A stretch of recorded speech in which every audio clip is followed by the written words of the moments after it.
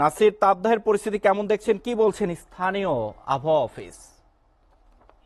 আমরা জি বেনাপোলে রাজেশ, আপনি আসলে থেকে জানতে চাচ্ছি নাসির। জি রাজেশ, আপনি যেমনটা বলছিলেন, আসলে এই দক্ষিণ পশ্চিম অঞ্চলের ভিতরে, যশোর জেলার ভিতরে প্রচন্ড আকারে তাপদাহ বয়ে যাচ্ছে। গত আবহাওয়া অফিস থেকে যতটুকু জানতে পেরেছি, 42.6 ডিগ্রি সেলসিয়াস আপনার আবহাওয়া তাপ প্রবাহিত হচ্ছিল। আজকে আমি কিছুক্ষণ আগে যশোর আবহাওয়া অফিসে কথা বলেছি, আজকেও সেম তেমনি 42 ডিগ্রি তাপমাত্রা থাকতে পারে। তবে এই বেনাপোলের স্থলবন্দরে এখানে আসলে শ্রমিকদের কাজের সংখ্যাও বন্দরে বেশি। এখানে আসলে জনজীবন বিপর্যয় হয়েছে। উপজেলা স্বাস্থ্য কমপ্লেক্সে এখানে রোগীর প্রচুর চাপ বাড়ছে এবং তাদের থেকে যেসব যাত্রী বা বাংলাদেশে প্রবেশ করছে, তারাও আসলে বলছে কলকাতাও এর থেকে বেশি তাপদাহ বয়ে যাচ্ছে।